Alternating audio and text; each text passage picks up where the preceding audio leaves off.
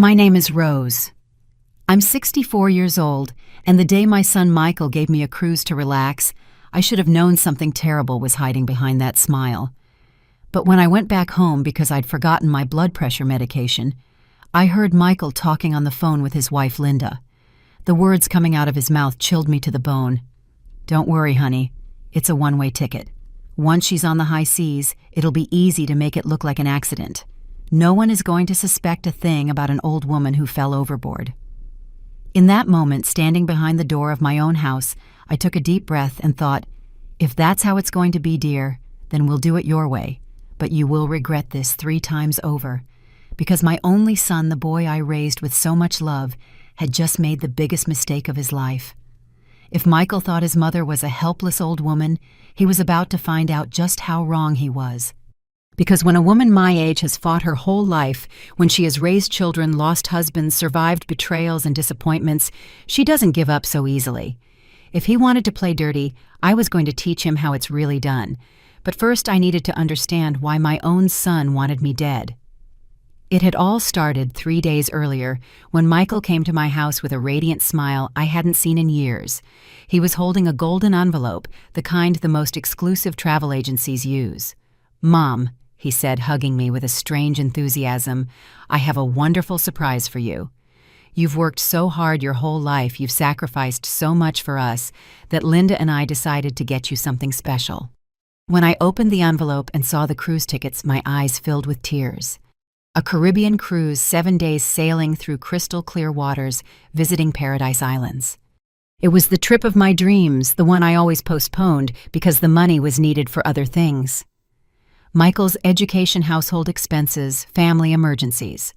"Son, this must have cost a fortune," I said, looking at the first-class tickets. "Mom, there's no price on your happiness," Michael replied with that soft voice that always melted my heart.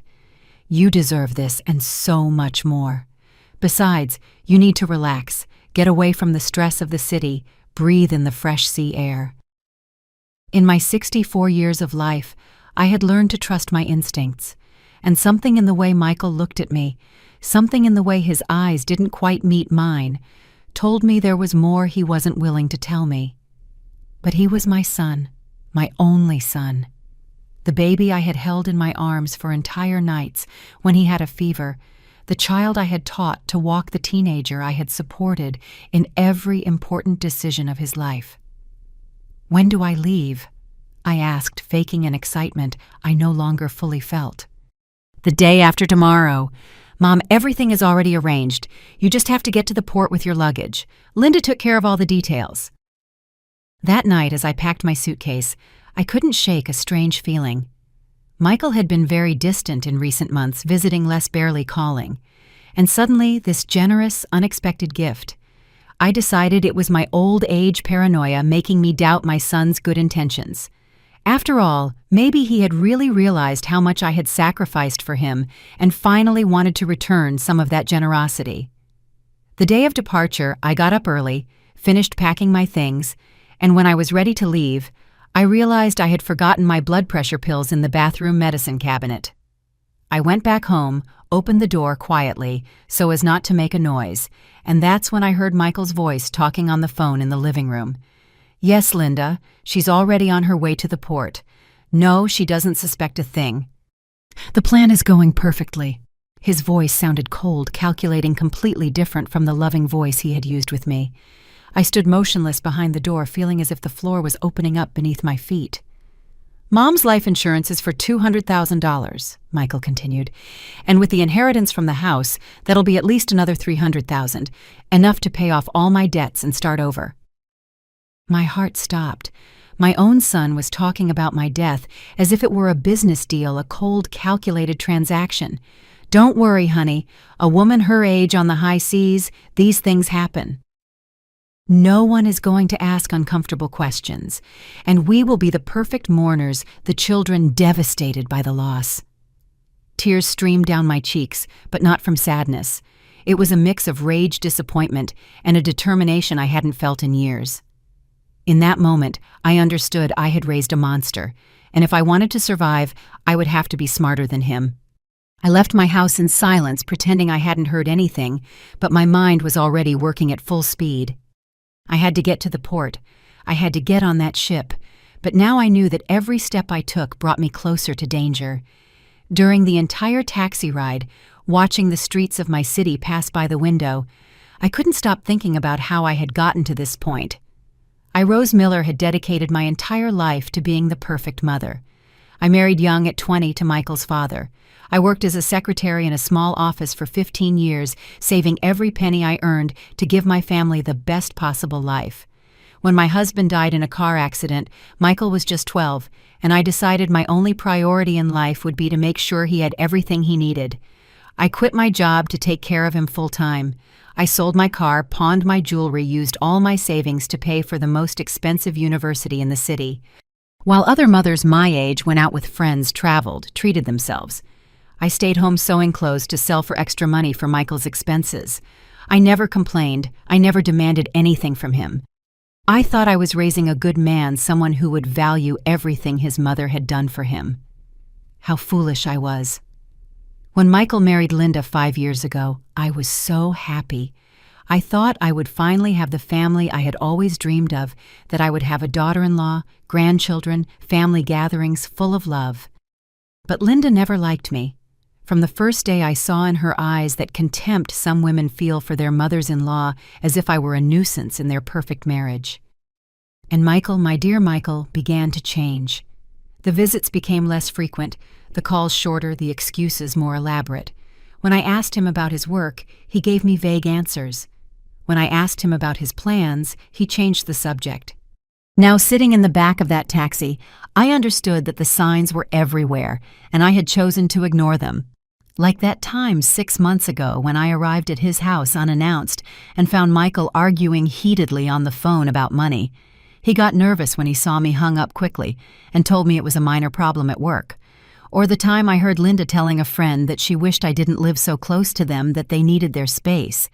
When I mentioned this to Michael, he said I had misunderstood, that Linda loved me very much, but that sometimes women said things they didn't really mean.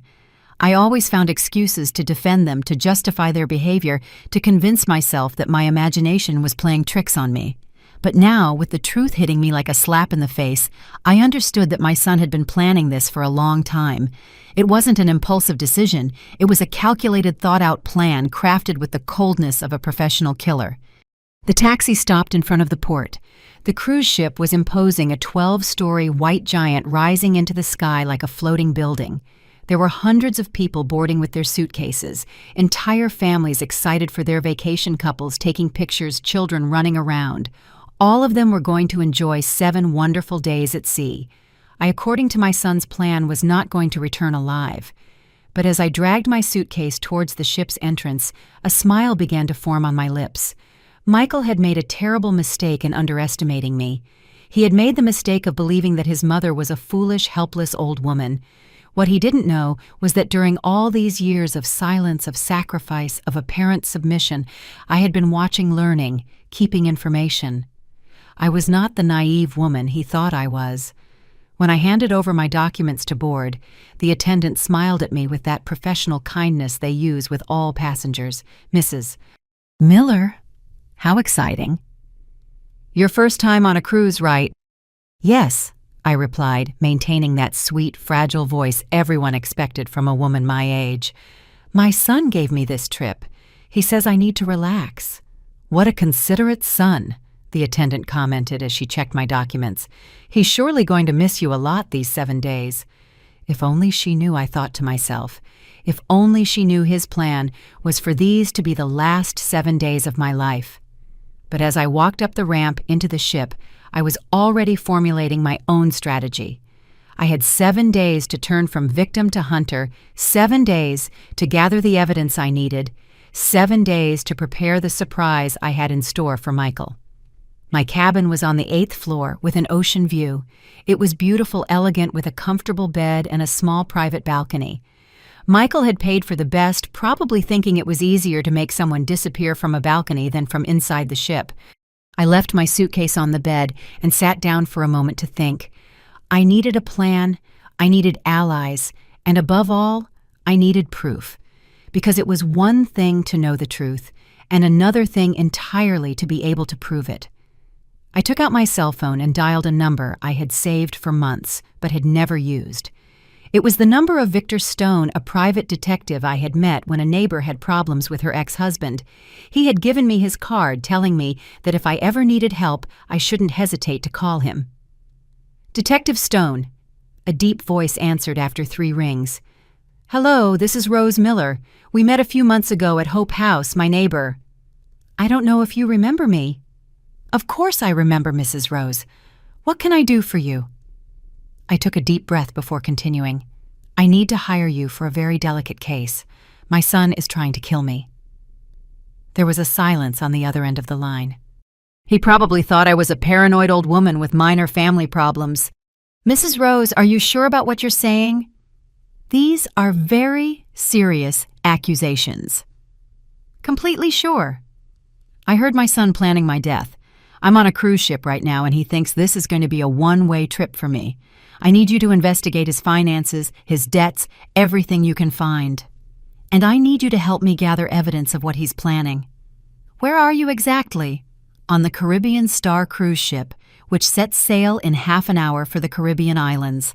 I'm going to be out of touch for 7 days, but when I get back, I need to have all the possible information about my son, Michael Miller."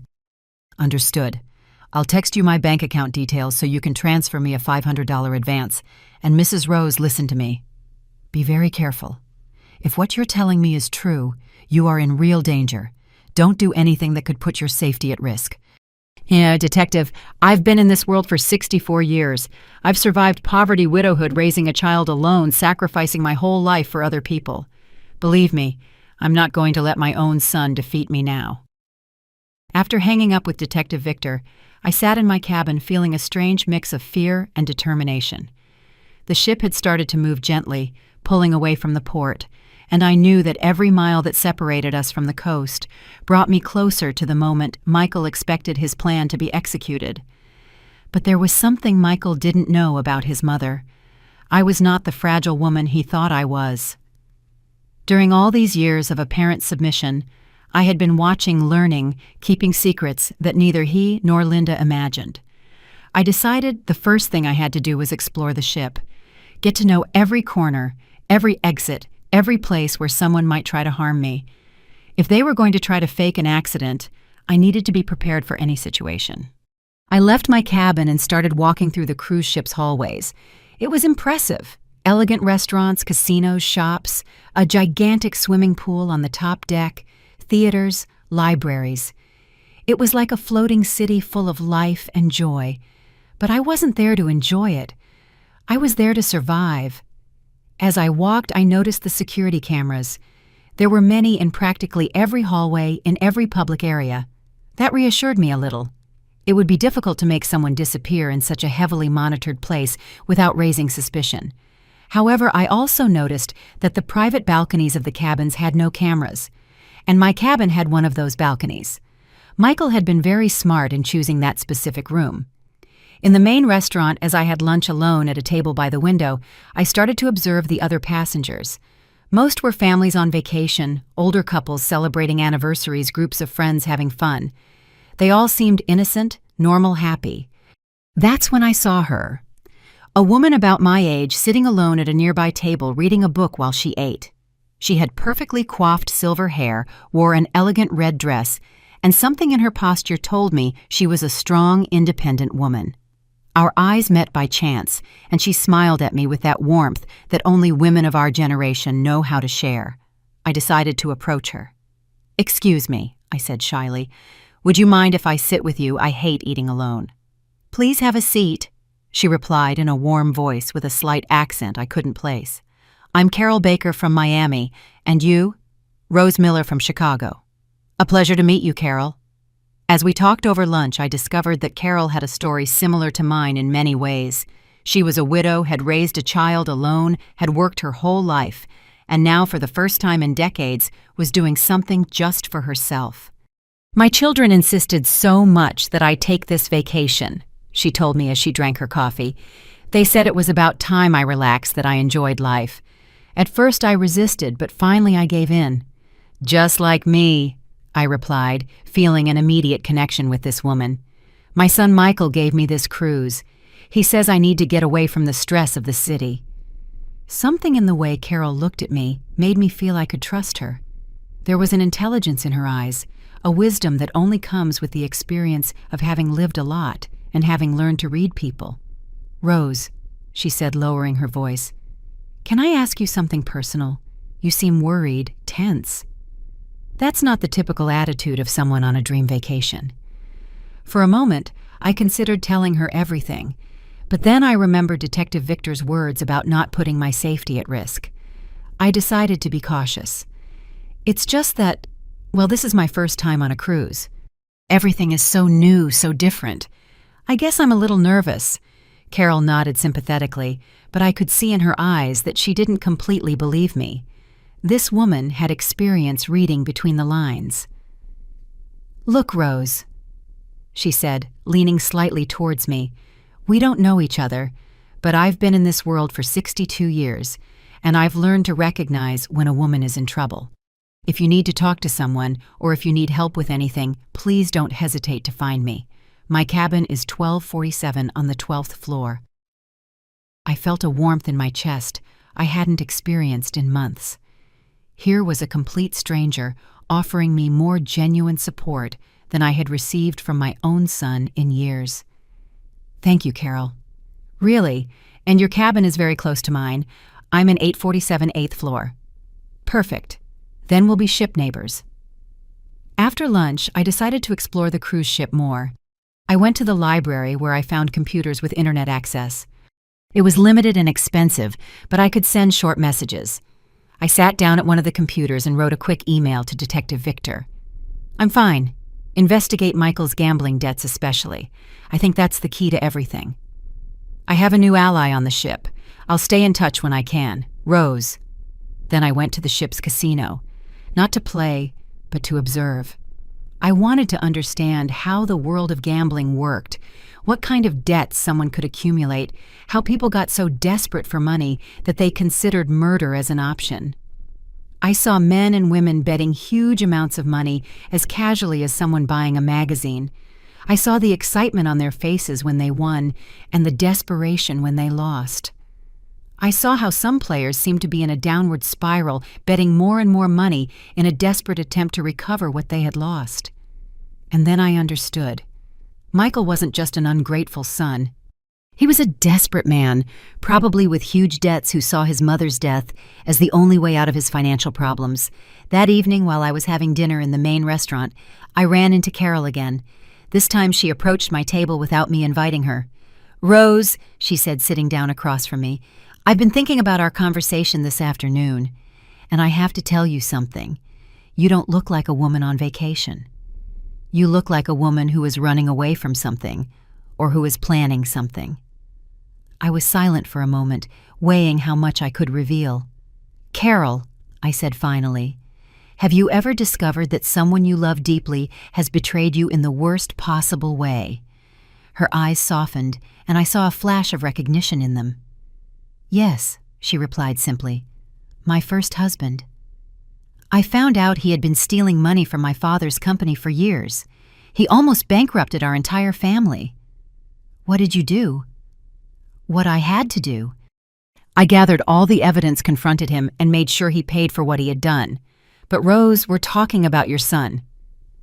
I took a deep breath. Carol had already shown she could keep difficult family secrets, and I needed an ally, someone I could trust during these crucial 7 days. "Carol," I said, looking her directly in the eye, "my son is trying to kill me, and I have 7 days to stop him and prove what he's planning." The expression on Carol's face changed immediately. It wasn't surprise, it wasn't disbelief. It was the look of a woman who had lived long enough to know that families can hide the darkest secrets.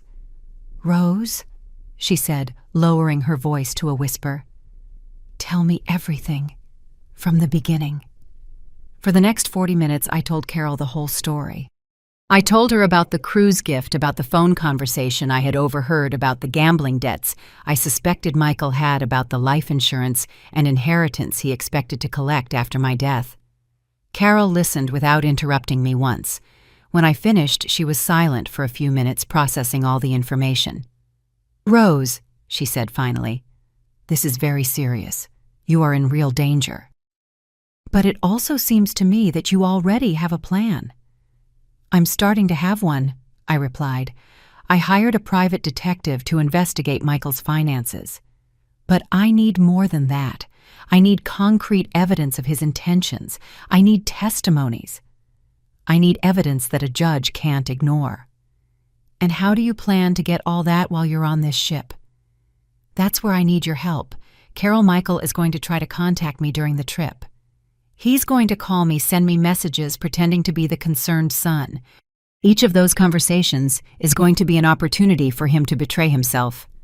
Carol nodded slowly, beginning to understand where my plan was going. "You want to record him?" she said. "Exactly. But I can't do it alone. I need witnesses. I need someone who can confirm what I'm documenting. Someone with no emotional connection to Michael. Someone credible." "Count on me," Carol replied without hesitation. "But Rose, there's something else we need to consider. If Michael is really planning to fake an accident on this ship, it's possible that someone else is involved, someone on the cruise who is working with him." That possibility hadn't occurred to me, and it sent a chill down my spine. "Do you think Michael could have bribed someone from the ship's staff?" "It's possible. Or he could have hired someone to pose as a passenger. Rose, you need to be very alert for the next few days. Don't trust anyone except me. Don't accept drinks from strangers. Don't be alone in isolated places, especially on your balcony." I had already thought about the balcony. "It's too convenient, too private." "Exactly. Look, I have a proposal. Why don't you spend the nights in my cabin? I have a suite with a sofa bed. That way we'll be together, and if someone comes looking for you in your room, they won't find you." Carol's generosity moved me deeply. This woman who I had met only a few hours before was willing to risk her own safety to help me. "Carol, I can't ask you to do that." "If Michael really has someone on this ship—" "Rose," she interrupted firmly, "I'm 62 years old. I've raised 4 children. I've buried 2 husbands. I've run my own company for 30 years. I'm not afraid of a spoiled brat who wants to kill his mother for money. Besides," she added with a mischievous smile, "it's been a long time since I had an exciting adventure." That night after dinner, Carol helped me move some of my essential things to her cabin. It was much larger than mine, with a living room separate from the bedroom and a wider balcony. But most importantly, it had 2 beds which allowed us to watch over each other. As we organized my things, Carol asked me detailed questions about Michael, about his personality, his habits, his relationship with Linda. "Tell me, Rose, was Michael always manipulative, or is this something new?" "He was always very smart," I replied, thinking carefully. From a young age, he knew exactly what to say to get what he wanted, but I thought it was normal childhood cleverness. I never imagined it could be this. "And Linda, what is their relationship like?" "At first, they seemed very much in love, but in recent years, I've noticed tension.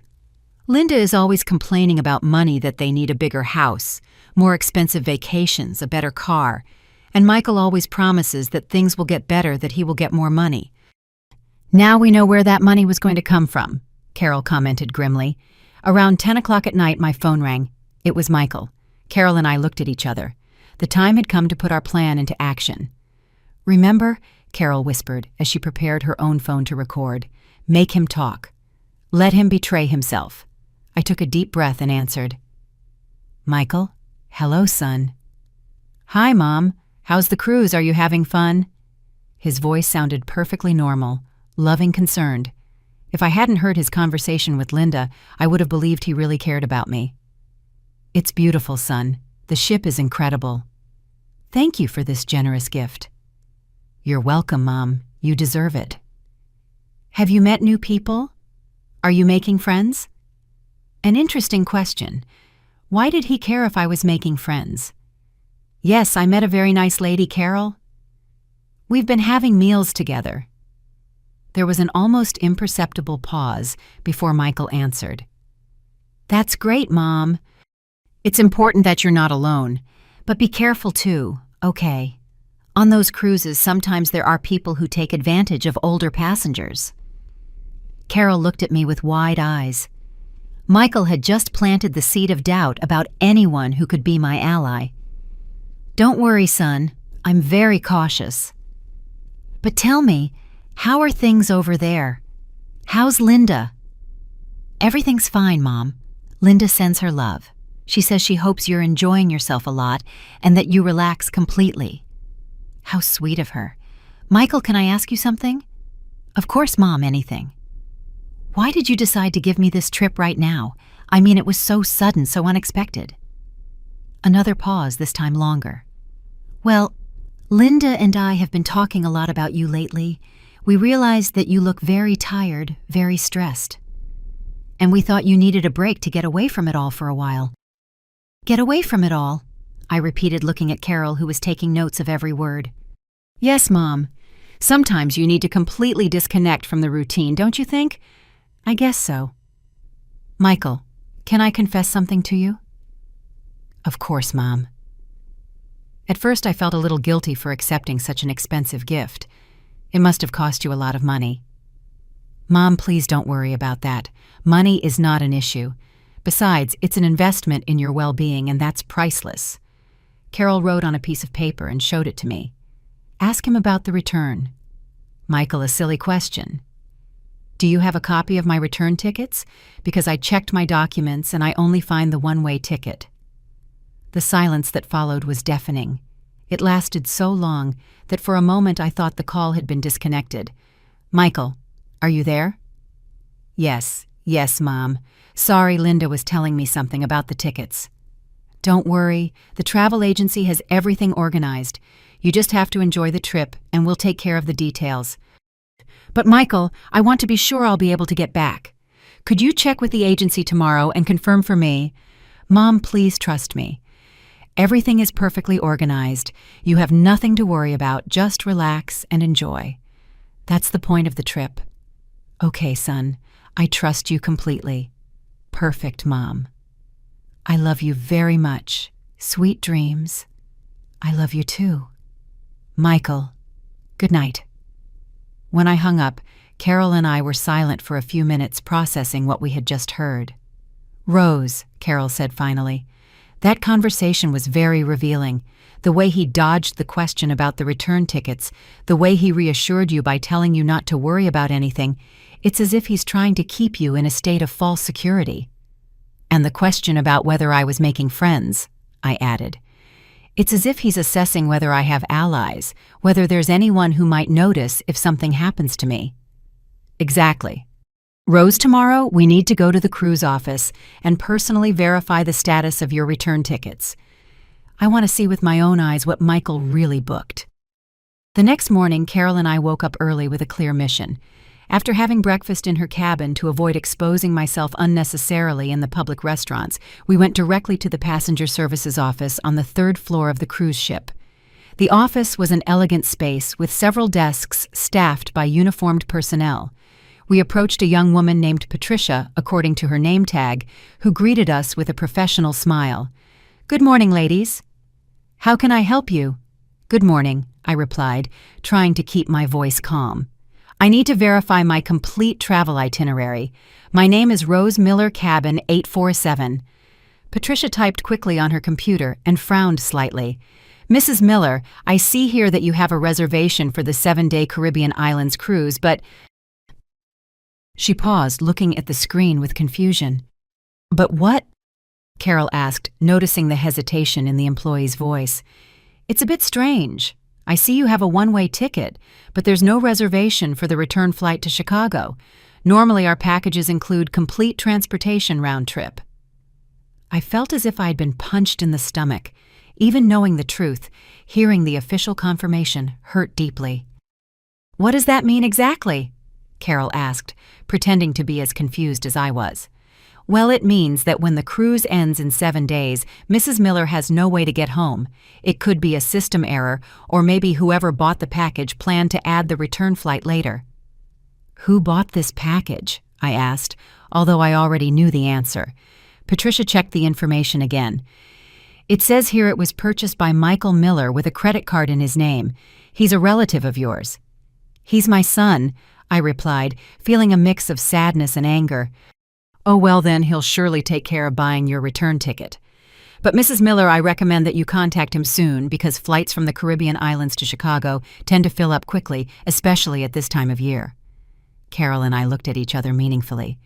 "Patricia," Carol intervened, "would it be possible for Mrs. Miller to buy her return ticket right now to be sure she'll have a seat?" "Of course. Let me check the availability." Patricia typed for several minutes. "I have availability on a flight that leaves Sunday at 3 in the afternoon, the day the cruise ends. The cost would be $750. "I'll take it," I said immediately, taking out my credit card. While Patricia was processing the purchase, Carol whispered in my ear, "Rose, we've just gotten our first piece of evidence. Michael deliberately didn't buy your return ticket. That shows premeditated intent." Yapayım Sam? Psst. When we finished at the office, we decided to walk along the ship's deck to talk in private. The day was beautiful with a bright sun and a gentle breeze, but I couldn't enjoy anything knowing what I knew.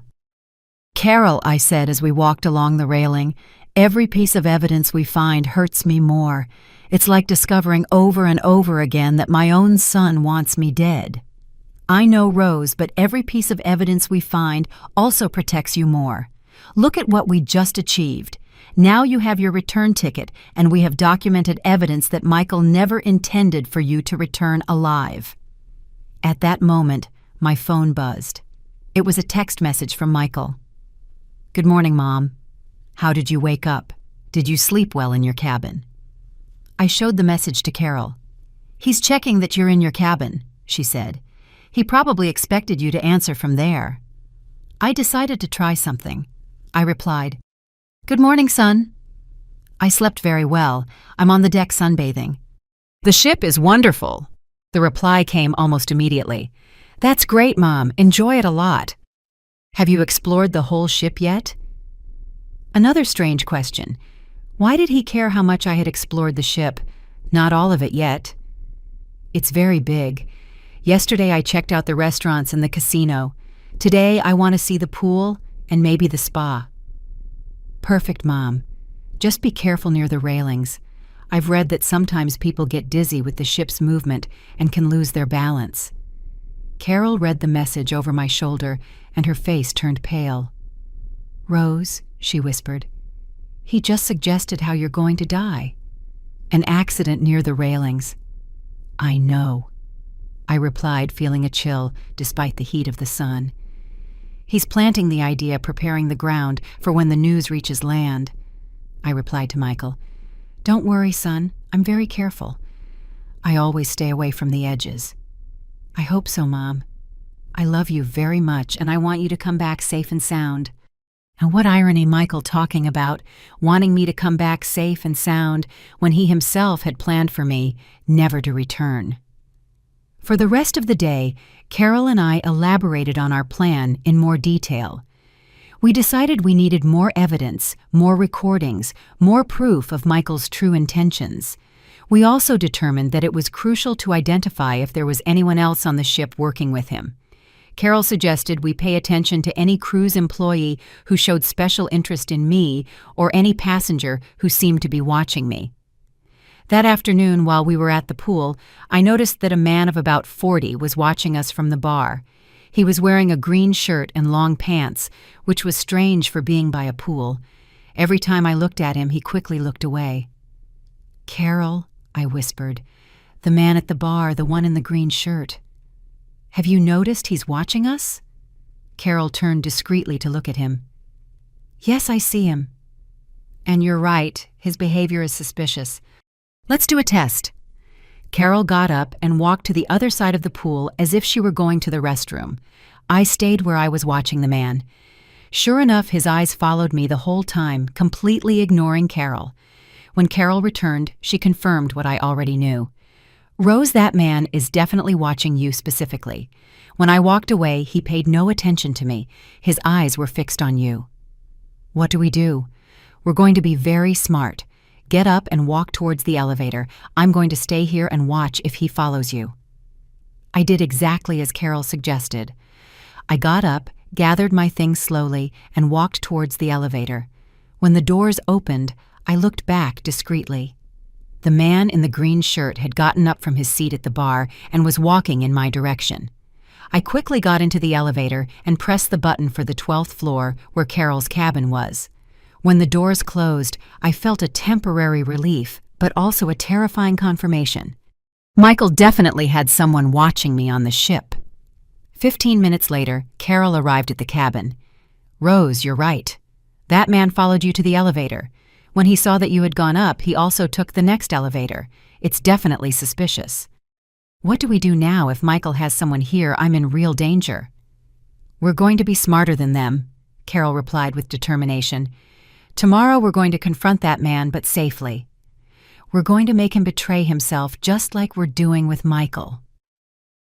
That night, while we were having dinner in Carol's cabin, to avoid exposing ourselves in the public restaurants, my phone rang again. This time it was Linda. "Rose, how are you?" "It's Linda. How's the cruise?" It was the first time in months that Linda had called me directly. Her voice sounded forcedly cheerful. "Hello, Linda. What a surprise to hear from you. The cruise is beautiful. Thank you very much." "That's great, Rose. Michael told me you spoke yesterday and that you're very happy. That gives us a lot of peace of mind." Carol activated the recording on her phone. "Yes, I'm enjoying it a lot. Although I have a question. Linda, yesterday I went to the cruise office and they told me I don't have a return ticket. Do you know anything about that?" There was a long pause before Linda answered. "Oh, Rose, how strange. Michael took care of all the details. Maybe there was a system error. But don't worry, we'll take care of fixing it." "Are you sure? Because I already bought my own ticket to be safe." Another pause. "You already bought your return ticket. Rose, you didn't have to do that. We were going to take care of it." "It's just that I was a little scared of getting stranded in the Caribbean with no way to get home." Of course, I understand perfectly. Well, Rose, I'll let you get back to enjoying yourself. See you when you get back." "Linda, before you hang up, can I ask you something?" "Yes, tell me. Why did you decide to give me this trip right now? Michael told me you had been talking about me, but he didn't explain what specifically motivated you." "Well, it's just that lately we've noticed you're very tired, Rose. Very stressed. And we thought you needed a long break." "A long break?" "Yes, get away from it all for a while. Sometimes you need to completely disconnect from the daily routine." The same words Michael had used, as if they had rehearsed the answer. "I understand. Well, thank you very much for worrying about me." "You're welcome, Rose. Take good care of yourself and enjoy every moment." When I hung up, Carol and I looked at each other in silence. "Rose," Carol said finally, "that conversation was even more revealing than yesterday's with Michael. Linda is clearly involved in the plan, the way she got nervous when you told her you had already bought your return ticket. It's as if you ruined something they had planned." On the third day of the cruise, Carol and I decided it was time to confront the man in the green shirt who had been watching me, but we would do it intelligently, in a public place where we would be safe. After breakfast, we went down to the ship's casino. It was a perfect place, full of people with many security cameras and with cruise staff nearby at all times. Carol had come up with a brilliant plan. "Rose," she explained as we walked towards the casino, "I'm going to sit at a poker table near the entrance. You are going to sit alone at one of the slot machines. When that man appears, because I'm sure he will, you are going to act as if you are a little drunk, as if you had too much to drink at breakfast." "What for?" "So that he feels confident, so that he thinks you are vulnerable. Predators always attack when they believe their prey is weak. If he is really working with Michael, he will take that opportunity to approach you." The plan worked perfectly. I had only been playing the slot machines for 20 minutes, pretending to stagger slightly and talking to myself as if I were dizzy when I saw the man in the green shirt approaching. This time he was wearing a yellow shirt, but he was definitely the same person. Tall, black hair, about 40 years old, with a smile that tried to be friendly, but that gave me the chills. "Excuse me, ma'am," he said, approaching my machine. "Are you okay? You look a little tired." "Oh, yes," I replied, slurring my words slightly. I think I had too many mimosas at breakfast. This vacation is driving me crazy." He smiled, and I could see in his eyes that he had fallen into the trap. "It's your first time on a cruise?" he asked, sitting down at the machine next to mine. "Yes, my son gave me this trip. He says I need to relax." I gave him exactly the information I knew he wanted to hear. What a considerate son. And where is he now? Also on the cruise. No, he stayed in Chicago. This is just for me. A special gift to help me relax completely." The man nodded, and I saw how his eyes lit up with that information. "Well, then you have to make the most of it. Have you explored the whole ship yet?" "Almost all of it. Yesterday I was on the top deck watching the sunset. It's beautiful, but it's a little scary to be so close to the water." "Scared why?" "Oh, it's just that I'm very clumsy," I said, laughing as if I were really drunk. "I'm always terrified of getting too close to the railings. With this rocking of the ship, you can fall so easily." The expression on his face changed subtly. It was as if he had received very valuable information. "You're right to be careful," he said in a voice that now sounded more calculating. "Especially at night. The decks get slippery with the sea mist." "You think so? Oh, how terrible. Well, I'd better stay in my cabin after dinner." "What floor is your cabin on?" There it was, the question we had been waiting for. "On the 8th floor, 847.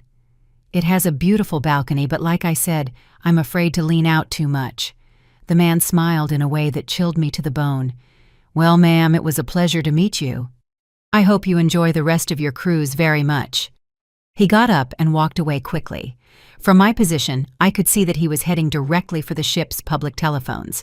Carol had been watching the entire conversation from her poker table. When the man walked away, she also got up and followed him discreetly. 15 minutes later, Carol came back to find me with an urgent expression on her face. "Rose, we need to talk immediately, in private." We quickly went up to her cabin and Carol locked the door. "Rose, that man made a phone call immediately after talking to you."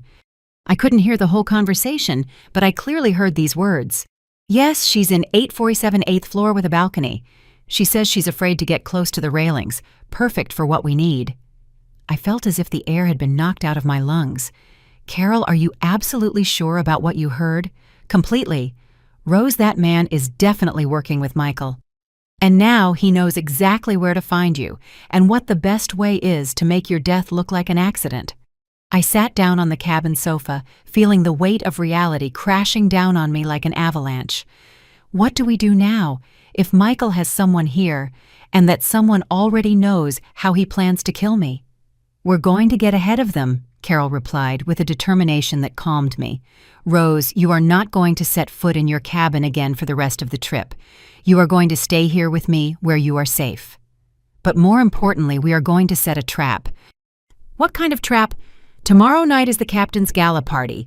Everyone will be in the main hall until very late. That will be the perfect night for someone to try to break into your cabin or wait for you on your balcony. Carol, I'm not going to use my life as bait." "You won't have to. But we are going to use that opportunity to catch that man in the act. We are going to alert the ship's security. We are going to set a trap, and we are going to get irrefutable evidence of what is happening." That afternoon, as we planned our strategy, my phone rang again. It was Michael, but this time his voice sounded different, more anxious. "Mom, how are you? Are you enjoying the cruise?" "Very well, son. Every day is a new adventure." "Are you still sleeping well in your cabin? Haven't you had any problems with noise or anything like that?" A very specific question, as if he were checking that I was still using my cabin. "No, son, I sleep perfectly. My cabin is very quiet." "That's good." "Mom, tomorrow is Thursday, right? Do you have any special plans?" "I think tomorrow is the captain's gala party. It's going to be very elegant." "Ah, yes, those parties are beautiful." "Are you going?" "Of course, I already have my green dress ready." "Perfect. Mom, enjoy it very much. What time does that party normally end?" Another very specific question. Michael was gathering information about my schedule. "I'm not sure. Probably late after midnight." "Well, when it's over, go straight to your cabin to rest. Don't wander around the decks at night. It can be dangerous." Carol was looking at me with wide eyes. Michael had just given me specific instructions to go directly to my cabin after the party, the exact place where someone would be waiting for me. "Don't worry, son. I'll go straight to my room after the party." "Perfect." "Mom, I love you very much. Sleep well." When I hung up, Carol and I were silent for several minutes. "Rose," she said finally, "that conversation confirms everything. Michael knows exactly when the attack is going to be. He probably told that man himself that tomorrow night, after the gala party, you will be alone in your cabin." "Carol, I'm scared. This plan is becoming very real, very dangerous." "I know, Rose, but we are also very close to having all the proof we need. One more night, and we will have enough evidence to send Michael to prison for the rest of his life." That night, I couldn't sleep. Every noise in the hallway startled me. Every movement of the ship reminded me of how vulnerable I was in the middle of the ocean. But I also felt something I hadn't felt in years, an inner strength, a fierce determination not to be defeated. Michael had completely underestimated his mother. He had made the mistake of believing that I was a helpless old woman who would give up easily. Tomorrow night, he was going to find out just how wrong he was. On Thursday morning, Carol and I set in motion the most crucial part of our plan. We had to contact the ship's security without alerting the man who was watching me, and we needed to do it in a way that they would take us seriously. Carol suggested we go directly to Captain James Harrison. As a former businesswoman, she knew that going directly to the highest authority was the best way to ensure we were heard. "Rose," she explained, as we prepared, "cruise ship captains are trained to handle all sorts of situations. Kidnappings, robberies, murder attempts. He will know exactly what to do." At 9 a.m, we presented ourselves at the captain's office. He was a man of about 50 with gray hair and a presence that immediately inspired respect and confidence. "Ladies, I'm Captain James Harrison.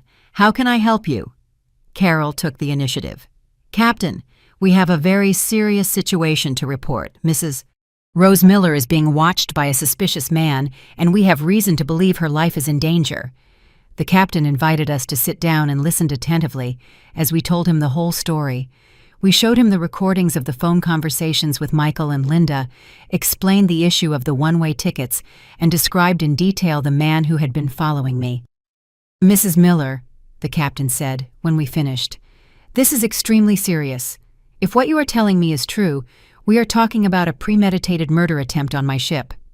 "Captain," I replied, "I understand it sounds incredible, but every piece of evidence we've gathered points to the same conclusion."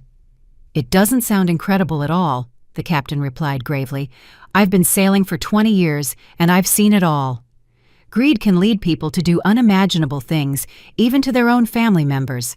Carol leaned forward. "Captain, we have a plan to catch this man in the act tonight during the gala party, but we need your help and the cooperation of your security team." The captain listened to our plan in detail. It was risky, but smart. I would attend the gala party as planned, but instead of going to my cabin afterwards, I would stay hidden with Carol. Meanwhile, the ship's security would monitor my cabin and the surrounding area to catch the suspicious man if he tried anything. "It's a good plan," the captain admitted, "but we're going to make some modifications to ensure your complete safety." He explained that they would install additional cameras near my cabin, that they would have security agents disguised as passengers in the nearby hallways, and that they would provide me with a panic device that I could activate from anywhere on the ship. "Mrs. Miller," the captain said before we left, "I want you to know that from this moment on, you are under the official protection of this ship. I will not allow anything to happen to you while you are under my responsibility." For the first time in days, I felt truly safe. The rest of the day passed slowly. Carol and I stayed in her cabin, going over the plan again and again, making sure we were prepared for any contingency. At 5 p.m, we started getting ready for the gala party. It was important that I looked normal, that I didn't give any sign that I knew what was happening. I put on my most elegant green dress, did my hair carefully, and put on makeup as if I were really excited for the party. Carol wore a beautiful gold dress that made her look sophisticated and confident. "Rose," she said as we finished getting ready, Tonight is going to change everything. Tomorrow morning you will be free of Michael forever, and he will be facing the consequences of his actions. The gala party was spectacular. The ship's main hall had been transformed into a floating palace with elegant decorations, live music, and tables laden with exquisite food. There were hundreds of elegantly dressed passengers dancing, laughing, enjoying the night. But I couldn't focus on the beauty of the party. My eyes were constantly searching for the man with the colored shirts, trying to locate him in the crowd. I found him near the bar this time, wearing a white shirt and a black jacket. He seemed to be dressed for the occasion, but his eyes were fixed on me, following my every move. Carol and I danced, ate, chatted with other passengers, pretending it was a normal vacation night. But internally, we were both counting the minutes until we could put our plan into action. At 11:30 at night, I decided it was time to make my move. I approached Carol and whispered, "It's time. I'm going to leave the hall as if I'm going to my cabin. You wait 5 minutes and follow me." I left the main hall walking slowly, as if I were tired after a long night of partying. I took the elevator to the 8th floor where my cabin was, but instead of going to my room, I quickly headed for the emergency stairs that led to the 12th floor. From the stairs, I could see the hallway that led to my cabin. It was deserted, lit only by the ship's night lights. Carol arrived 5 minutes later, and together we hid on the stairs, watching my hallway through a small window. "Do you see anything?" Carol whispered. "Not yet, but I'm sure he'll show up." We didn't have to wait long. At 12:15, we saw a figure moving stealthily down the hallway. It was the man in the white shirt, but now he was wearing black gloves and something in his hands that I couldn't identify. He went straight to my cabin and stopped in front of the door. He took something out of his pocket, probably lock-picking tools, and began to work on the door. "Carol?" I whispered. "He's breaking into my cabin. We need to alert security now." Carol immediately activated the panic device the captain had given us. A small red light began to flash, sending a silent signal to the security team. The man managed to open my cabin door and went inside. From our position, we could see that he had a small flashlight and was inspecting the room. 3 minutes later, ship security agents began to appear in the hallway. They moved silently, surrounding my cabin from both directions. Suddenly, the man came out of my cabin and headed for the balcony. We continued to watch him through the hallway windows. He was inspecting the balcony railing as if he were planning exactly how to make my death look like an accident. That's when the ship's security acted. 3 agents entered the cabin, simultaneously surrounding the man before he could react. From our position on the stairs, we could hear the commotion as he was arrested. He was shouting, insisting that he had entered the cabin by mistake, that he had gotten the wrong room. But when they searched his pockets, they found a small vial of liquid lock-picking tools, and most incriminating of all, a cell phone with text messages from Michael. Carol and I went down to the 8th floor where Captain Javier was already supervising the situation. "Mrs. Miller," the captain said, "we caught your attacker.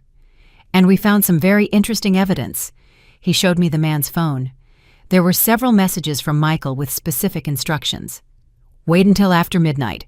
Make it look like she fell from the balcony by accident. Make sure there are no signs of a struggle." I felt a mix of relief and horror. Relief because I was alive and safe. Horror because I had the final confirmation that my own son had paid someone to murder me.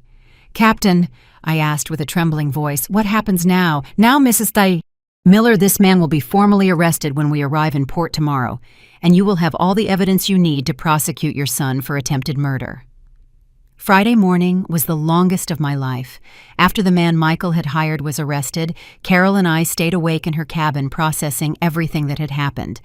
Captain Javier had ordered that the detainee be kept in a security cell on the ship until we reached port. "Rose," Carol said as we drank tea at 3 in the morning. "Do you realize what we just accomplished? We not only saved your life, but now we have irrefutable evidence to send Michael to prison." "I know," I replied, feeling a strange mix of triumph and deep sadness. "But Carol, I also just found out that my only son, the boy I raised with so much love, really wanted me dead. I don't know how I'm going to recover from that." "You're going to recover because you are a stronger woman than Michael ever imagined. And because now you will have the opportunity to live your life free from his manipulation and cruelty. At 6 in the morning, Detective Victor called me from Chicago. He had been working all night investigating Michael's finances. "Mrs. Rose," he said in an excited voice, "I found exactly what we were looking for. Your son has gambling debts of over $200,000 with very dangerous loan sharks. But that's not all." "What else did you find?" "Michael has been forging your signature on bank documents for months. He has used your house as collateral for several loans without your knowledge. If you had died, he would have inherited everything and been able to pay his debts. But Rose, there's something else you need to know." "Tell me." "Linda is also up to her neck in debt.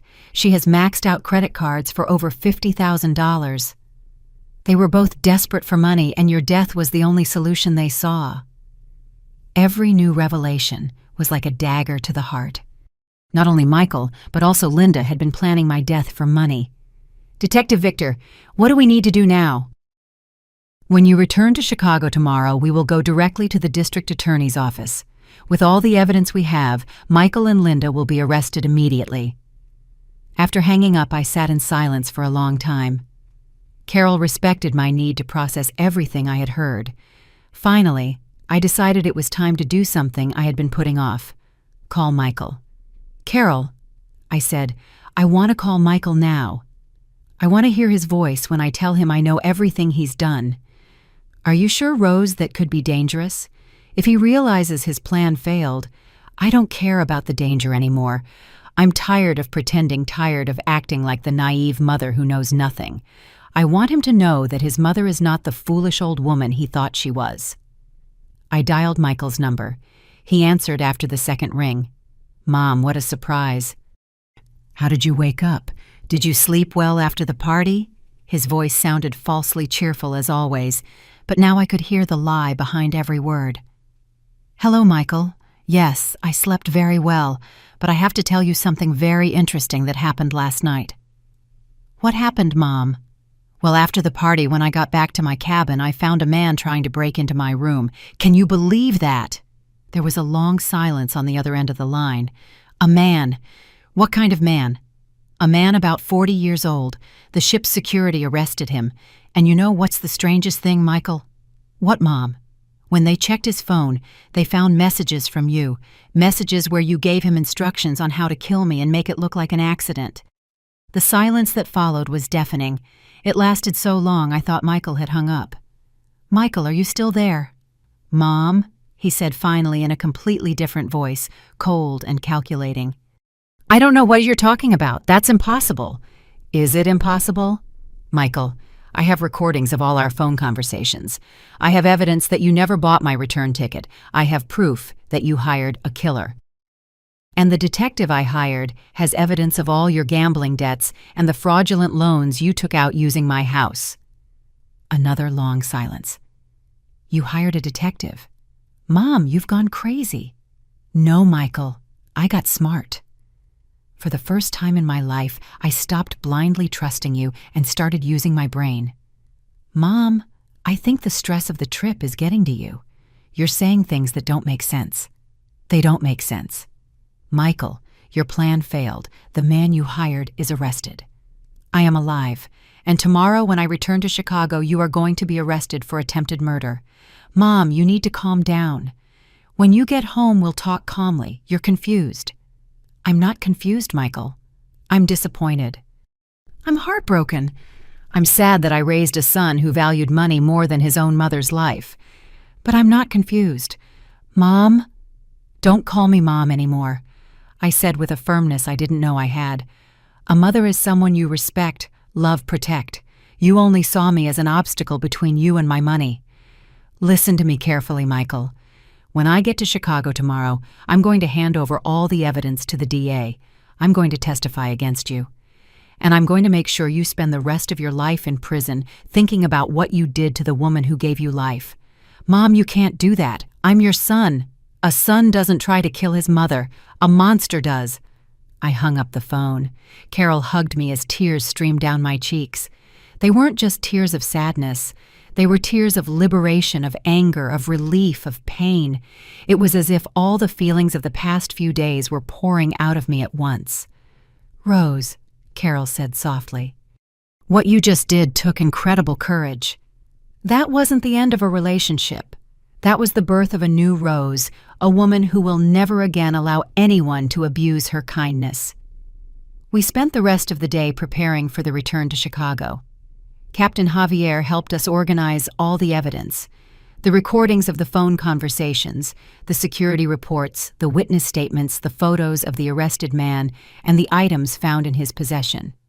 "Mrs. Miller, the captain said before dinner, "I want you to know that in my 20 years of sailing, I have never seen a woman show as much courage and determination as you did this week. Your son completely underestimated his mother." That night, my last night on the cruise, Carol and I had dinner in the main restaurant for the first time since the first day. I no longer had to hide. I no longer had to pretend. I no longer had to be afraid. "Carol," I said, as we toasted with champagne, "I don't know how to thank you for everything you've done for me. You saved my life. Rose, you saved your own life. I was just your partner in adventure. But I want you to know that this experience changed me too. It reminded me that women our age still have a lot to offer the world, a lot of strength to show." "What are you going to do when we get back to land?" "I'm going back to Miami, and I'm going to start living my life more fully." "And you? Rose, what are you going to do?" "I'm going to make sure Michael pays for what he did. And then I'm going to start living for myself for the first time in 64 years. On Saturday morning, when the cruise ship arrived at the port of Cozumel, I was no longer the same woman who had boarded that vessel 7 days earlier. I was Rose Miller, but a completely new version of myself, stronger, smarter, more determined than ever. Carol and I said goodbye at the port with tears in our eyes, but also with the promise to stay in touch forever. She had been more than a friend during those crucial days. She had been my sister, my ally, my savior. "Rose," she said, as we hugged for the last time, "remember that you are no longer the woman who sacrifices in silence. You are the woman who fights for her life and wins. Never forget that strength you discovered. I will never forget it, Carol. And I will never forget that when I needed someone most, you appeared like an angel in my life." My flight to Chicago left at 3 in the afternoon. I had enough time to call Detective Victor and confirm that everything was ready for what was coming. "Mrs. Rose," Victor said, when we spoke, "I have everything prepared. The moment you land, we are going directly to the DA's office. The prosecutor has already reviewed all the evidence I sent him and is ready to proceed with the arrest warrants." During the flight back to Chicago, I couldn't help but reflect on everything that had happened. A week ago, I was a 64-year-old woman who lived in silence, who had dedicated her entire life to pleasing others, who had allowed herself to be underestimated and ignored. But those 7 days on the cruise had transformed me completely. I had discovered that I had a strategic intelligence I had never used, a courage I had never shown, a determination I had never needed. When the plane landed in Chicago, Detective Victor was waiting for me at the airport. He was a man of about 50, tall, with gray hair, and a presence that immediately inspired confidence. "Mrs. Rose," he said, shaking my hand, "it's an honor to finally meet you. What you accomplished on that cruise was extraordinary." "Detective, I just did what I had to do to survive." "No, ma'am. You did much more than survive. You orchestrated your own son's downfall with a precision that even the most experienced detectives admire." We went directly to the prosecutor's office, where District Attorney Carlos Mendoza was waiting for us. He was a serious man, about 40 years old, who had meticulously reviewed all the evidence. "Mrs. Miller," the DA said after listening to my full testimony, "in my 15 years as a prosecutor, I have never seen a case so well documented by the victim herself. The recordings, the financial evidence, the testimonies from the cruise ship staff, it all forms a rock-solid case." "What happens now?" I asked. "Now we issue the arrest warrants for Michael Miller for attempted murder, criminal conspiracy, and financial fraud. For Linda Miller," for criminal conspiracy and complicity in attempted murder. They will both be arrested before the end of the day. 2 hours later, I was sitting in my living room in my own home waiting. Detective Victor had insisted on staying with me until Michael and Linda were arrested, just in case they tried something desperate. At 6 in the evening, my phone rang. It was D.A. Mendoza. "Mrs. Miller, I have news. Michael and Linda have been arrested. We found them at their house apparently preparing to flee the country." They had packed suitcases and plane tickets to Argentina. I felt a mix of relief and deep sadness. Relief because I was finally completely safe. Sadness because of the final confirmation that my son really had wanted to kill me. What will happen to them now? They will be prosecuted by the justice system. With all the evidence we have, they will likely receive long prison sentences. Michael is facing charges that could lead to 20 years in prison. Linda, as an accomplice, is facing up to 10 years. That night, alone in my house for the first time in a week, I sat in my favorite armchair and reflected on everything that had changed in my life. I no longer had to live in fear of my own son. I no longer had to pretend I didn't know how cruel he was. I no longer had to sacrifice my well-being for someone who didn't value me. But more importantly, I had discovered something about myself that I had never known. I was capable of fighting for my own life and winning. The following months were a whirlwind of legal proceedings. I had to testify at the trial, face Michael in court, relive all the details of his betrayal. It was painful, but it was also liberating. During the trial, Michael tried to act like the repentant son, like the man who had made a terrible mistake, but who really loved his mother. But the evidence was overwhelming. The recordings, the text messages, the testimony of the man he had hired to kill me, the financial evidence. It all painted a picture of a man who had coldly planned his own mother's murder. The day the sentence was handed down, Michael was sentenced to 18 years in prison. Linda received 8 years. When I heard the verdict, I didn't feel joy, but I did feel justice. After the trial, I made important decisions about my life. I sold the house where I had lived for so many years, the house full of painful memories. With the money from the sale, I bought a small, comfortable apartment in a new area of the city. But the most important thing was what I did with my time and energy. I started volunteering at a help center for older women who had been victims of family abuse. My experience had taught me that many women my age suffered in silence, allowing their own family members to mistreat them because they believed they had no options. Ladies, I would tell the women who came to the center seeking help. I want to tell you the story of how my own son tried to kill me and how I managed not only to survive, but also to bring him to justice. Every time I told my story, I saw in the eyes of those women the same awakening I had experienced on the cruise. The understanding that they were not doomed to be victims, that they had more strength and resources than they imagined. Carol and I maintained our friendship through weekly phone calls and occasional visits. She had become more than a friend. She was my sister in battle, the person who had helped me discover who I really was. A year after the cruise, Carol came to visit me in Chicago. We were having dinner in my new apartment when she asked me a question that surprised me. "Rose, do you ever regret exposing Michael? Do you ever feel nostalgic for the relationship you had before?" "Carol," I replied without hesitation. The relationship I thought I had with Michael never really existed. It was an illusion based on my need to believe I had raised a good man. The truth is that Michael was always manipulative, always selfish, always saw me as a means to get what he wanted. I just didn't want to see it. "And you don't miss having a family." "I have a family," I said, smiling. "I have you. I have the women from the center who have become my sisters.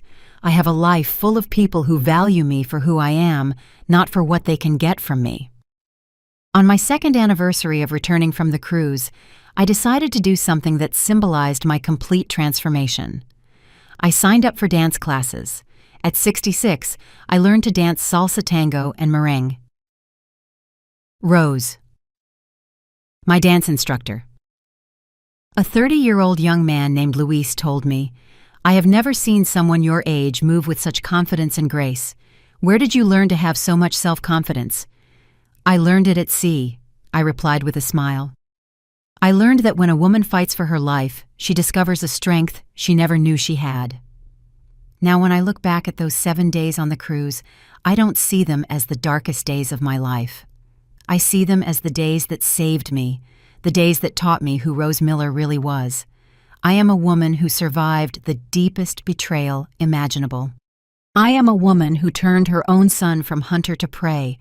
I am a woman who at 64 discovered that it's never too late to be reborn, and if ever another woman my age feels helpless, underestimated, or betrayed by her own family, I want her to know that she has a strength inside her that can move mountains. She just has to decide to use it. Because when a woman like me says, if that's how it's going to be, dear, then we'll do it your way. But you will regret this 3 times over. She's not making an empty threat. She's making a promise that she will keep to the very end. And Michael regretted it. He regretted it when he was arrested. He regretted it when he was convicted. And he will continue to regret it every day of the next 18 years he will spend in prison, remembering that he completely underestimated the woman who gave him life.